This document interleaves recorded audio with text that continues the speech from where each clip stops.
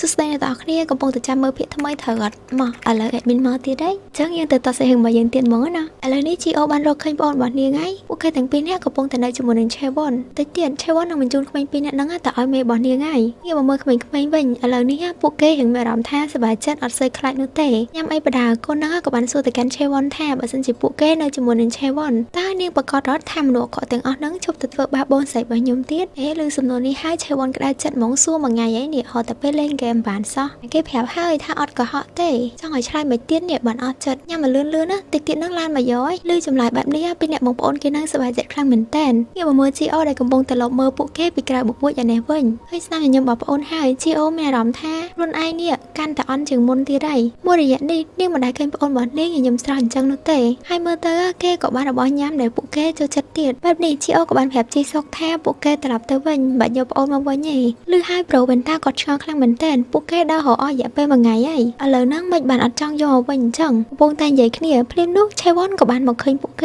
េហើយចាប់ផ្ដើមនិយាយឌឺដងថាពីអ្នកហ្នឹងដេតគ្នាមែនអូយសុំគ្នាដល់ហើយនេះមនុស្សអន់ដូចគ្នាអញ្ចឹងយកគ្នាត្រូវហើយជីសុកក៏បានសួរទៅកាន់ Chewon ថាហេតុអីយកក្មេងៗមកហើយយកមកហ្នឹងមានបំណងអីគេបើអត់ចង់មានរឿងជាងហ្នឹងឲ្យប្អូនគេត្រឡប់ទៅបងស្រីរបស់គេវិញទៅមិនដឹងធំត្រូវចេះជាមួយ Chewon ស្ដាប់អត់ចូលទៅជាទេមកនិយាយលើអីគេរត់ដងហ្នឹងChewon វាយឡើងយំរម៉ែរហូតសោះហ្នឹងនេះសួរថាឬក៏ប្រូវិនតាលើហ្នឹងស្និទ្ធស្នាលជាមួយនឹងដាជីនហើយដំឡើងឬកែនៅពេលដែលប្រូវិនតាកំពុងតែនិយាយជាមួយនឹង Chewon ហ្នឹង GO ក៏បានងាកដើរចេញហើយប្រាប់ Chewon ថានាងមកនេះមិនមែនមករកប្អូនទេគ្រាន់តែដើរកាត់ហើយឃើញប្អូនប៉ុណ្ណោះបើកលេទៅមើលប្រូជីសុកឥឡូវនេះវិញគឺថាត្រូវបាន Chewon វាយឡើងខ្ទាតមកដល់កន្លែងនាងគាត់មិនខ្វល់ទេថាឥឡូវហ្នឹង GO កំពុងតែគិតអីគេប៉ុន្តែសម្រាប់គាត់គឺគាត់តាំងចិត្តហើយថាគាត់នឹងជួយក្មេងៗត្រឡប់មកវិញដោយគាត់មិនអាចធំមើលក្មេងៗធ្លាក់ទៅលើដៃមនុស្សអាក្រក់ទាំងអស់ហ្នឹងទេទោះបីប្រូជីសុកក្លាហានចូលទៅម្ដងទៀតក៏ដោយប៉ុន្តែលើកនេះគាត់នៅតែអាចវាយ Chewon បានដដែលហ្នឹងទៅដល់ភ្លាមChewon ដាក់ថែមប្រមាណដៃទៀតហើយសំខាន់ណាស់នៅឌឺដងទៀត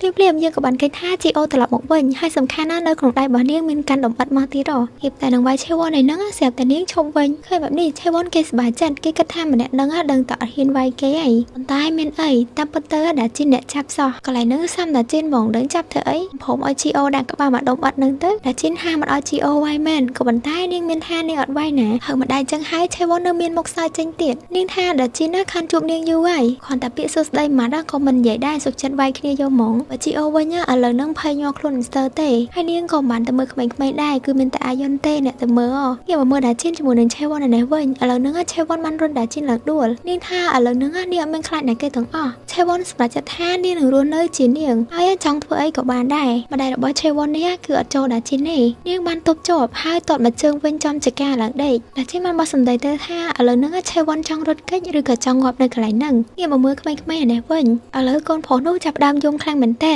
គេបដិសេធថាមិនព្រមទៅជាមួយនឹងគ្នារបស់ដាជីនវិញទេគេមិនចង់រស់នៅជាមួយនឹងមនុស្សកំសាដូចជាបងស្រីរបស់គេនឹងដែរលើសម្ដីមួយម៉ាត់នេះហើយ GO ក៏បានយំហើយរត់ចេញពីកន្លែងហ្នឹងបាត់ចំណែក Chewon វិញលើប៉ុណ្ណឹងហើយពេញចិត្តស្ដោកហ្មងសំខាន់ណាស់កូនប្រុសហ្នឹងនៅរត់មកការពារ Chewon ទៀតងាកមកមើលគ្នារបស់ Chewon នៅក្នុងឡានឯនេះវិញអាប៉ែមួយមេនៅក្នុងឡាននេះយើងឃើញហើយម្ដងហើយគឺជាអាប៉ែមួយដែលដាជីនវាយយកលុយកាលពីថ្ងៃមុនត្បូងឡើយធីមគេហ្នឹងគិតថាមកហ្នឹងបញ្ញាប់ទេព្រោះថាខ្លាចប៉ូលីសឃើញប៉ុន្តែដល់ទៅពេលចិត្តដល់បានឃើញថាដាជីននៅកន្លែងនោះដែរអញ្ចឹងទៅអាប៉ែហ្នឹងក៏ប្រាប់គ្នារបស់វាហ្នឹងឲ្យយកអាវុធចុះទៅផងព្រោះថាលើកនេះវាមិនមកទៅយកក្មេងទេវាក៏ចង់សងសឹកដាជីនវិញដែរបានគ្នាមកច្រើនអញ្ចឹងChewonបានសួរបកទៅកាន់ដាជីនវិញថាឥឡូវហ្នឹងមិនដែរចង់រត់ឬក៏ចង់ងាប់នៅហ្នឹងយើងក៏លេចមកមើលខាងសង្ហាដែរសិននៅយប់នេះសង្ហាក៏បានទៅរករឿងលោកតារបស់នាងមិនសុខចិត្តនោះទេដោយសារតែតំណែងប្រធានថ្នាក់ហ្នឹងគឺត្រូវបានមកនាងហើយមិននៅសុខអ្នកគ្រូបង្កើតការប្រកួតថ្មីនេះមកទៀតអញ្ចឹងសង្ហាដឹងច្បាស់ថាទាំងអស់នេះគឺជាគម្រោងការរបស់លោកតារបស់នាងនឹងឯងគ្មានណាគេទៀតទេគ្រប់យ៉ាងដែលកំពុងតែកើតឡើងនេះគឺសង្ហាទទួលយកអត់បានហ្មងដើម្បីប្រឡង final ជាប់នេះគឺនាងខិតខំប្រឹងប្រែងខ្លាំងមែនទែនពេលខ្លះអត់បាយហើយពេលខ្លះក៏អត់បានគេងទៀតឥឡូវនេះនាងយកបានលេខ1ហើយក៏ទទួលបានតំណែងជាប្រធានថ្នាក់ទៀតចុះមិនឥឡូវហ្នឹងខ្លាចជាអញ្ចឹងវិញគ្រប់ពាក្យគ្រប់ម៉ាត់ដែលសង្ហាបានតវ៉ាហ្នឹងគឺថាលោកតាក៏ស្ដាប់អត់ចូលទេព្រោះថារឿងទាំងអស់ហ្នឹងគឺគាត់ដឹងហើយតាមពិតទៅសង្ហាមិនមែនបានទទួលបន្ទុកល្អហ្នឹងក៏ដោយសារតែការខំប្រឹងរបស់នាងទេប៉ុន្តែដោយសារតែថ្ងៃប្រឡងចុងក្រោយនោះដាជីនអត់បានមករៀនថ្ងៃនោះគាត់ចាំបានថាម៉ាក់របស់ដាជីនឈឺធ្ងន់ខ្លាំងមែនទែនហើយត្រូវបញ្ជូនមកមន្ទីរពេទ្យលោកតាក៏ដឹងថាគ្រប់រឿងទាំងអស់ហ្នឹងក៏អាចជាស្នាដៃរបស់សង្ហាជាអ្នកធ្វើដែរសម្រាប់លោកតាគឺគាត់អត់ខ្វល់ច្រើនទេ គាត់គ្រាន់តែចង់ឃើញសង្ហាបានឡើងទៅកន្លែងខ្ពស់ដោយសមត្ថភាពរបស់នាងផ្ទាល់ឃើញអញ្ចឹងប៉ុន្តែតានឹងមិនណយណាអ្នកទាំងអស់គ្នាគំនិតរបស់គាត់នឹងចង់ឲ្យសង្ហាខ្លាំងហើយអាងប្រើតានឹងគាត់បាននិយាយពីប្រវត្តិដ៏អាម៉ាស់មួយរបស់គាត់គ្រាន់តែឮហើយគឺថាយើងហួសចិត្តខ្លាំងមែនទែននាឡិកាដែលមានតម្លៃរាប់សិបលានដុល្លារដែលគាត់កំពុងតែពាក់នៅជាប់ដៃនឹងគឺមិនមែនបានមកដោយសារតែការយកលុយទៅទិញហើយក៏មិនជារបស់បុរាណដែលលោកប៉ារបស់គាត់មិនសល់ទុកឲ្យគាត់ដែរគឺវាបានមកពីការលួចគេកាលពីនៅតូចពេលដែលគាត់ទៅលេងផ្ទះមិត្តភក្តិរបស់គាត់អ្នកនោះបានយកនាឡិកានេះមកអួតគាត់ថាវាជារបស់លោកប៉ារបស់គេដោយសារតែឃើញហើយស្រឡាញ់ទប់ចិត្តមិនបានអញ្ចឹងទៅគាត់ក៏បានលួចមកហ្មងទៅកំឡុងពេលដែលតាហើយចៅរបស់គេនឹងកំពុងតែប្រកែកគ្នាយើងក៏បានឃើញថាស៊ីយូក៏បានលួចមើលពីអ្នកនឹងដែរបន្ទាប់ពីបានដឹងរឿងគ្រប់យ៉ាងអស់ហើយស៊ីយូក៏បានបញ្ញាប់រត់ចេញមកខាងក្រៅហើយតែទូរស័ព្ទទៅកាន់ដាជីនរហូតប៉ុន្តែទោះបីជាគាត់ផឹងតែយ៉ាងណាក៏តែអត់ចូលដែរយើងក្លែកមកមើលខាងដាជីនវិញឥឡូវនេះពួកប្រុសៗអស់ហ្នឹងបានមករោមដាជីនឡើងជុំចិត្តហើយម្នាក់សិតតែមានដបងមានអីមកជាមួយទៀតប្រុសក្បាលខ្មៅហ្នឹងក៏បាននិយាយដងទៅកាន់ដាជីនថាអូយពួកយើងមិនក៏មាននិស្ស័យមួយគ្នាមែននេះថ្ងៃមុនទៅជួបគ្នាសោះឥឡូវហ្នឹងមកជួបគ្នាទៀតហើយមកយ៉ាងហ្នឹងគាត់ខំដើររកដាជីនគ្រប់កន្លែងក៏ប៉ុន្តែមកជួបគ្នានៅកន្លែងនេះវិញថ្ងៃហ្នឹងដាជីនឯងដឹងតែងាប់ហើយបែបនេះដាជីនក៏បានដាក់មួយម៉ាត់ទៅវិញឡើងចុកអូប្រុសឯងមែនខ្ញុំចាំបានហើយមកហ្នឹងចង់មកស៊ីក្តាប់ដៃថែមមែនមិនតែប៉ុណ្ណឹងចុកគាត់ប្រុសបើគ្នាវាម្នាក់ទៀតឃើញដាជីនហើយគេអស់សំណាឲ្យព្រោះថាគេស្មានថាមនុស្សមានធំមកពីណាតាហើយបើគេដឹងថាមនុស្សស្រីតូចមួយអញ្ចឹងគេមិនយកដបងយកអីមកអញ្ចឹងទេវាយតែដៃនឹងក៏ហើយដែរនិយាយរួចប្រុសនឹងក៏បានងាកដៃទៅវាយដាជីនក៏ប៉ុន្តែដាជីនក៏បានកិច្ចផុតនាងប្រាប់វាថាកាន់អាវុធឲ្យជាប់ទៅប្រុសព្រោះថាតាំងពីដើមខ្ញុំក៏មិនខ្លាចក្នុងការវាយជាមួយនឹងមនុស្សផុតដែរនិយាយបដាដាជីនក៏បានដាក់អប៉ិនឹងម្ដាយបដាឃើញបែបនេះប្រុសក្បាលខ្មៅឡើងចំហមាត់គាត់ក៏បានសួរទៅកាន់ដាជីនម្ដងទៀតថាមកពីក្រុមមួយណាហើយដាជីននឹងជាណាគេដែរបើដាជីនវិញមុននឹងឆ្លើយជាមួយនឹងអប៉ិនឹងនាងក៏បានទៅកាច់អាដងប្រដាប់កាប់សម្រាប់នោះយកមកគួយរួចហើយក៏បានប្រាប់ទៅកាន់អប៉ិនឹងថានាងអត់បានមកពីក្រុមមួយណាទេគឺនាងធម្មតាជាសិស្សវិទ្យាល័យម្នាក់ប៉ុណ្ណោះអូយ high school girl លេណា high school girl ឡើងប៉ុណ្នេះហើយចុះតិចទៀត high school queen មិនទៅនិយាយចប់គ្នាវាម្នាក់ក៏បានចូលមកអត់តែងាកដបង baseball ភ្លាមដាជីនក៏បានដាក់មកដបងមុនភ្លាមអប៉ិសៃដុំម្នាក់ទៀតក៏បានយកញួរមកវាយដាជីនពីខាងក្រោយតែនាងក៏បានយកឈើនោះមករងជាប់រួចក៏បានប្រើក្បាច់ងាកវត្តកតុយដាក់អប៉ិនឹងចំមុខហ្មងអត់ទាន់ហើយដៃស្រួតមូលផងអប៉ិក្បាលខ្មៅនោះក៏បានងាកដបងមកវាយដាជីនមួយទៀតភ្លាមនឹងដាជីនក៏បានកិច្ចផុតហើយបានធាក់អប៉ិនឹងចំពីខាងក្រោយឡើងខ្លាំងហើយនឹងដាជីនកិច្ចលឿនខ្លាំងយកតែមែនតែនហ្មងកំឡុងពេលដាជីនកំពុងតែវាយគ្នានឹងម្នាក់គឺថាចាហោមាត់ហ្មងដូចមើលរឿងចិនហុងកុងអញ្ចឹងងាកមកមើលឆេវ៉ុនវិញនាងក៏បានដឹងថាឥឡូវនឹងស្ថានភាពអត់សូវស្រួលនោះទេបើនៅតែវាយអញ្ចឹងទៀតគឺដឹងតែអត់ឈ្នះដាជីនហ្មងដូចនេះនាងក៏បានសួរទៅកាន់ប្រូសេដុំថាអប៉ិនឹងចេះបើកឡានដែរអត់បើកូនប្រុសតូចនោះវិញឃើញដាជីនវាយគ្នាហើយគេឡើងរំភើបព្រោះថាគេទុកដាជីននឹងដូចហេរ៉ូហើយឥឡូវនឹងភ្លាមកូននឹងក៏បានឃើញថាដាជីនបោះទូរស័ព្ទរបស់នាងឲ្យទៅគេអញ្ចឹងទៅគេក៏បានរើសឲ្យលាក់ទុកណាមួយពេលហ្នឹងឆេវ៉ុនក៏កំពុងតែបខំគេឲ្យឡើងឡានដែរអាយ៉ូណាគ្នាផងជួយក្មេងៗដែរប៉ុន្តែជួយអត់បានទេលេខមើលដាជីនអានេះវិញឥឡូវហ្នឹងនៅតែវាយគ្នាឡើយតែអត់ទាន់ចប់ទេពេលកំពុងតែវាយអាប្រូសក់ក្រហមនោះអាប៉ៃក្បាលខ្មៅហ្នឹងក៏ងើបមកទៀតហើយក៏បានឆ្មក់វាយដាជីនមកដបងពីខាងក្រោយថើមកដបងនឹងហើយដាជីនក៏បាននិយាយថាក្មេងៗសម័យឥឡូវមិនក៏លេងខូចគេម៉េះហើយឆ្លើយទៀតបើមើលដបងនៅវាយដាជីនមិញហ្នឹងឡើងបាក់ហ្មងដបងបាក់ប៉ុណ្ណឹងហើយប៉ុន្តែអ្នកថើមកដបងវិញគឺឈរធម្មតាដល់តែអញ្ចឹងទៅធ្វើឲ្យប្រូនឹងភ័យខ្លាំងយកតែមែនតែនហ្មងគេដឹងខ្លួនឯងហើយថាគេវាអត់ឈ្នះដាជីននោះទេដូច្នេះហើយគេក៏បានសុំវល់នាងមិនមកចែអាណិតខ្ញុំផងទុកជីវិតឲ្យខ្ញុំផងមុនហ្នឹងខ្ញុំធ្វើលេខហ្នឹងអូពេលលេខថ្លៃដាជីនក៏បានចាប់ក្បាលអាប៉ិហ្នឹងហើយបោកនឹងអាថ្មហ្នឹងឡើងពេញទំហឹងហ្មងទោះស្អីបើយើងកាច់មែននេះលេខម៉ាក់ហ្នឹងមិនឈួតគ្នាបាត់ហើយទេខ້ອຍពេលវាយអាប៉ិហ្នឹងហើយក៏ដល់ពេលដែលឡានបើកចេញទៅល្មមដាជីនក៏បានស្ទុះដេញតាមឡានមួយហ្នឹងប៉ុន្តែដេញយ៉ាងណាក៏ដេញមិនទាន់ដែរព្រោះតែឆេវ៉ុនបខំអាប៉ិសាច់ដុំនោះឲ្យជាន់រហូតទោះបីជាតាមអត់ទាន់ក៏ដោយក៏ប៉ុន្តែដាជីនក៏រៀងមានសង្ឃឹមដែរព្រោះថាក្មេងប្រុសម្នាក់ហ្នឹងមានទូរស័ព្ទរបស់នាងអញ្ចឹងបើសិនជាមានរឿងអីទៅគេក៏អាចតែមកនាងបានដែរកន្លែងហ្នឹងជាការគិតរបស់ដាជីនណាដាជីនគិតថាកូននឹងអាចតែមកនាងហើយតែមកនាងមកយកបើទូរស័ព្ទនៅកូននឹងឯហ្នឹង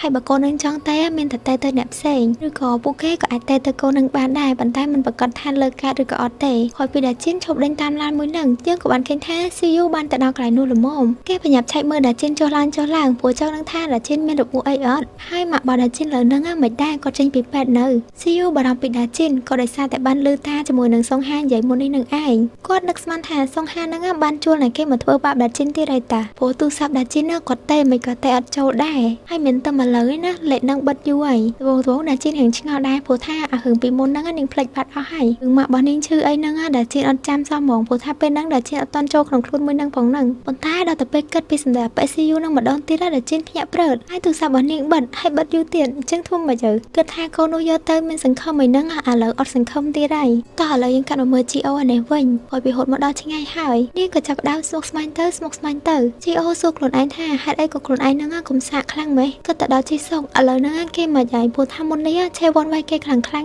ងបើដាជីនវិញនាងអត់សូវបារម្ភមិនទេព្រោះថាដាជីនហ្នឹងឆ្លាតហើយបកកាយវាយគ្នាទៀតតែអាយុនឹងក្មេងៗតើនឹងមានរឿងអីកើតឡើងអត់ហេតុអីពួកគេទាំងអស់គ្នាត្រូវមកលំបាកដោយសារតែនាងម្នាក់ GO បន្ទោសខ្លួនឯងដែលអាត្មានិយមហើយរត់គេចខ្លួនមកតែម្នាក់ឯងនឹកទៅដល់ពីសម្ដីនៃប្អូននាងថាឲ្យនាងជំនួសកំសាក់មុននេះ GO ចាប់ផ្ដើមឈឺក្បាលខ្លាំងទៅតាមពិតនាងគឺពិតជាមនុស្សកំសាក់មែនគិតច្រើនពេក GO ក៏ចាប់ផ្ដើមរវើរវាយនាងស្មោះស្ម័យឃើញរូបភាពប្អូនរបស់នាងឡើងទឹកមុខគួរឲ្យខ្លាចហើយពួកគេស្រែកសួរមកកាន់នាងថាហេតុអីបានជានាងបបងពួកគេចោលបន្តិចក្រោយមកយើងក៏បានដឹងថារឿងដែលនាងស្មោះស្ម័យមុននេះគឺជាការយកសពនោះទេយើងកាត់មកមើលខាងក្មេងៗនេះវិញឥឡូវនេះទូរស័ព្ទដែលដាជីនឲ្យហ្នឹងគឺឆេវ៉ាន់បានរកឃើញហើយនាងក៏បានដកទុកដែរពេលបានមកដល់កន្លែងនេះបានក្មេងៗទាំងពីរនាក់ហ្នឹងដឹងថាគ្រប់គ្នាដែលនាំគេមកហ្នឹងគឺសិតតែជាមនុស្សអាក្រក់ទាំងអស់ពួកគេមិនបានឲ្យក្មេងៗទៅរកលុយនៅឯចំណតរថភ្លើងទៀតនោះទេប៉ុន្តែគេត្រៀមនឹងយកក្មេងៗទៅកន្លែងមួយលើបែបនេះហើយឆេវ៉ាន់ក៏បានសួរទៅកាន់ពីអ្នកនឹងថាតើពួកគេនឹងមានគម្រោងយកក្មេងៗនឹងទៅណាដែរតែអាប៉ិក្បាលខ្មៅអត់បានប្រាប់នោះទេហើយវាបានប្រាប់ឲ្យកូនចៅរបស់វានឹងយកលុយខ្លះឲ្យឆេវ៉ាន់ហើយជូនឆេវ៉ាន់ត្រឡប់ទៅផ្ទះវិញទៅព្រោះថាឥឡូវហ្នឹងអស់ការងាររបស់នាងហើយលឺតែអញ្ចឹងឆេវ៉ាន់អត់ព្រមដាច់ខាតក្មេងពីរនាក់នេះគឺជានាងដែលប្រើល្បិចយកមកបានហេតុអីដល់ពេលបញ្ជូនក្មេងចេញបានជាមែននាងទៅវិញឬក៏ពួកហ្នឹងចង់យកមកយកមាត់បានអញ្ចឹងមែនឆេវ៉ាន់អត់ព្រមដាច់ខាតទោះជាមានបញ្ហាអីក៏ដោយនាងស្ម័គ្រចិត្តថានឹងជាអ្នកបញ្ជូនក្មេងនឹងទៅលើបែបនេះហើយប្រូក្បាលខ្មៅស្រាប់តែមានអារម្មណ៍ថាសប្បាយចិត្តព្រោះថាក្មេងនេះត្រូវបញ្ជូនទៅកាន់មេធំរបស់ពួកគេដែលម្នាក់នោះល្បីខ្លាំងមែនទែនហើយក៏មានអំណាចដែរប្រូនឹងពងតែខ្លាចថាអត់ហ៊ានយកទៅខ្លួនឯងផងបានឆេវ៉ាន់ស្ម័គ្រចិត្តអញ្ចឹងគេឲ្យទៅ free នេះហើយមេធំរបស់គេនឹងស្មានតាណាគេឆ្ងាយតាមពិតទៅជា Mr. Choi ដែលជាលោកតារបស់សង្ហានឹងឯងបន្ទាប់ពីគេយកប្រមឲ្យនាងធ្វើការនេះហើយឆេវ៉ាន់ក៏បានរៀបចំឲ្យវ៉ាន់ហើយយកក្មេងៗឡើងឡានកំឡុងពេលនៅតាមផ្លូវបានយើងដឹងថាឆេវ៉ាន់មិនបានមានកំណត់អាក្រក់ដូចជាពួកអស់នឹងនោះទេទោះបីជានាងធ្លាប់ធ្វើបាបគេក៏ប៉ុន្តែនាងដឹងច្បាស់ថាក្មេងៗទាំងពីរនេះគឺអត់មានកំហុសនោះទេនឹកទៅដល់រឿងរ៉ាវកាលពីនាងនៅក្មេងនាងក៏បានជួបរឿងខកអញ្ចឹងដែរកាលនៅតូចម៉ាក់របស់ឆេវ៉ាន់បានបោះបង់ចោលនាងបន្ទាប់ពីនាងបានធំតិចលោកប៉ារបស់នាងក៏បានចងកសម្រាប់ខ្លួនទៀតឆេវ៉ាន់ជាមួយនឹងបងប្រុសគឺត្រូវរស់នៅកំព្រាដូចជាក្មេងៗពីរនាក់នេះអញ្ចឹងប៉ុន្តែគាត់ថាស្ថានភាពរបស់ឆេវ៉ាន់ហ្នឹងរៀងល្អជាងក្មេងៗនេះថៃមិនល្អបើបងប្រុសសុខចិត្តជប់រៀនហើយទៅរកលុយឲ្យយាយប៉ាក់នឹងចាយដល់ឥឡូវអត់មាននឹកឃើញសោះបន្ទាប់ពីបាននឹកឃើញរឿងខាងទាំងអស់នោះហើយឆេវ៉ាន់ក៏បានបើកទូរស័ព្ទរបស់ដាជីនហើយបន្ទាប់ពីហ្នឹងយើងក៏បានឃើញថា GO បានឡើងឡានតាមពួកគេចំណែកដាជីនវិញនាងក៏បានជិះម៉ូតូរបស់ម៉ាក់នាងដប់ CU ទៅតាមដែរអាយ៉ាឥឡូវហ្នឹងដាជីនគេចេះជិះម៉ូតូឯណាហើយសំខាន់ជិះសាហាវទៀតគ្នាថាមួយរយៈហ្នឹងបន្ទាប់ពីចេញពីរៀនជួយដឹកម្ហូបឲ្យម៉ាក់រហូតចឹងទៅមកដល់ឥឡូវគឺថាស្ទាត់ខាងបើកហ្នឹងហ្មងហើយឆ្ងល់នេះមិនត្រូវយក CU មកដែរអញ្ចឹងអាពេលជិះម៉ូតូហ្នឹង CU ក៏បានសួរទៅកាន់ដាជីនថាសេវឈ្មោះគេនឹងទូរស័ព្ទដាក់ថាម៉េចព្រោះឆ្ងល់ថាឆេវ៉ាន់ហ្នឹងមិនបានតែមកលេខគេអញ្ចឹងលើសំណួរនេះហើយដាជីនឡើងមកក្រហមហើយនាងក៏បានឆ្លើយជាមួយនឹង CU ដែរកាត់មកមើលឆេវ៉ាន់ជាមួយនឹងក្មេងៗនេះវិញឥឡូវពួកគេបានមកដល់កន្លែងមួយនៅទីនោះគេបានយកក្មេងៗដាក់ដេកហើយក៏មានគ្រូពេទ្យម្នាក់ចូលមកពិនិត្យសង្ស័យតែលក់កលៀនហ្មងនេះបើមិនកលៀនក៏ពួកនឹងធ្វើអីផ្សេងដែរគាត់ទៅពួកនេះអាក្រក់ជួយជាតិខ្លាំងមែនតើហ្មងកំឡុងពេលនោះឆេវ៉ាន់ក៏សង្កេតឃើញថាអាប៉ែមួយគ្រូពេទ្យហ្នឹងមើលទៅអត់មានសាច់ដុំអីទេប្រហែលជាអាប៉ែហ្នឹងអត់ចេះវាយហើយបើនិយាយពីប្រូក្បាលខ្មៅជាមួយនឹងគ្នារបស់គេវិញមើលទៅក៏ល្មមដែរប៉ុន្តែទោះបីជាយ៉ាងណានាងត្រូវតែសួរប្រកាទុកមុនឆេវ៉ាន់បានសួរទៅកាន់ប្រូនឹងថានៅនេះមិនអត់សូវមានគ្នាអញ្ចឹងចុះបើសិនជាប៉ូលីសមកធ្វើមិនទៅឬហើយប្រូនឹងបានសើចហើយគេនិយាយថាអត់មានគ្នាមិននៅនេះមនុស្សច្រើនណាស់នៅខាងក្រៅមានគ្នារបស់ពួកគេហ្នឹងឡើងមកតបហើយអាវុធវិញក៏ឡើងពេញដៃដែរបើសិនជាមានណាគេហ៊ានចូលមករំខានចូលបានប៉ុន្តែចេញវិញអត់បានទេលើពាក្យសម្ដីទាំងអស់នេះហើយឆេវ៉ាន់សង្ឃឹមថាដាជីននឹងមកដល់ទីនេះឆាប់និយាយអត់ទាន់ផុតមាត់ផងនៅពេលដែលក្បាលខ្មៅហ្នឹងចេញមកខាងក្រៅគេក៏បានឃើញថាដាជីនបានបើកម៉ូតូមកដល់កន្លែងនឹងល្មមដល់តែឃើញអញ្ចឹងហើយចាប់ផ្ដើមស្លន់ហ្មងស្រីសួរគ្រូពេទ្យថាគ្រូពេទ្យនឹងត្រូវការពេលប្រហែលដែរដើម្បីហៅការងារមួយនឹងខៃមិញនិយាយថាអត់អីឥឡូវមិនឃើញគេហៅភ័យខ្លួនចឹងអានេះមិនប៉លីផងដែលចិនតើបើឆេវ៉ាន់វិញគ្រាន់តែលឺសលេងម៉ូតូហើយឲ្យញ៉ាំបិទមុនអត់ចិត្តទេយើងចាំមើលថាដែលចិនអាចចាត់ការពួកនឹងបានអត់ហើយមួយទៀត admin ក៏ដែរឃើញ CU វាយគ្នាដែរចាំមើលពាក្យក្រោយនឹង CU វាយលយអត់ ចឹងអ្នកទាំងអស់គ្នាកុំភ្លេចតាមដានទស្សនាទាំងអស់គ្នាណាចឹងមកចូលចិត្តវីដេអូហ្នឹងអ្នកទាំងអស់គ្នាកុំភ្លេចជួយធ្វើការចុច Subscribe ហើយ comment ម្នាក់មួយផងហើយមានតែប៉ុណ្្នឹងទេអរគុណច្រើនអ្នកទាំងអស់គ្នាបាយបាយ